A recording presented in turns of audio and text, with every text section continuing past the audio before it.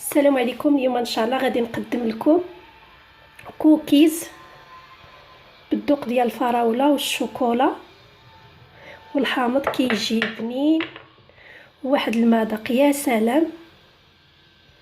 وما تنساونيش اشتراكاتكم للقناه وفعلوا الجرس باش يوصلكم الجديد ومشاهده الفيديو حتى الاخر. خليكم مع المقادير وطريقه التحضير.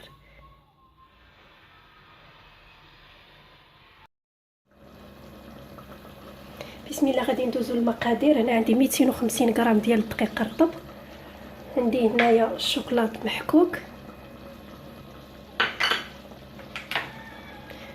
كميه قليله ديال الفريز مقطع رقيق، عندي كاس ديال السكر صغير، كاس انا هنا درت 4 المعالق كبار ديال السكر سنيده، اللي كيعجبو الحلاوه يدير كاس صغير. هنا عندي حبه ديال البيض، عندي عصير ديال حبه ديال الحامضه، عندي قشره ديال الحامض، وعندي هنايا معلقه صغيره عامره ديال الخميره ديال الحلويات.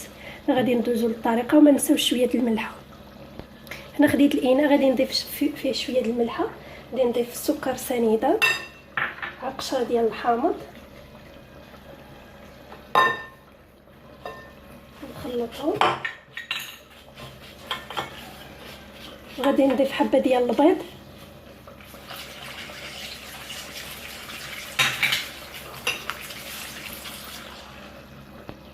غادي نضيف كاس صغير ديال الزيت، مع حبه ديال عصير ديال الحامضه،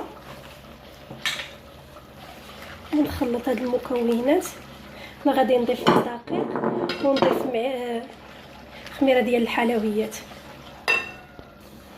وغادي نضيف كميه ديال الدقيق.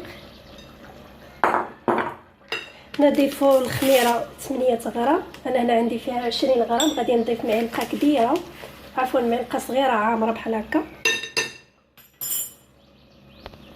هنا هاد المقادير مضبوطين. ضفت 250 غرام ديال الدقيق رابعه، يعني جات الكميه قد. غادي نضيف فريز، وغادي نضيف الشوكولا محكوكه. ممكن ديروا الشوكولاط ديال الكوكيز،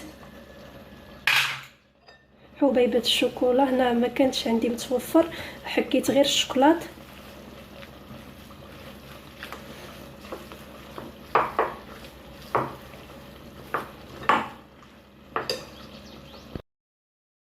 العجينه نتاعي فاش كنضيف لها الفريز كتولي خفيفه. هنا كناخذ المعلقه صغيره بحال هذا الشكل. ممكن دير الكوكيز نتاعنا تكبرهم ولا تصغرهم بحال هكا. كنحطهم في اللاطه ونحاول نقادهم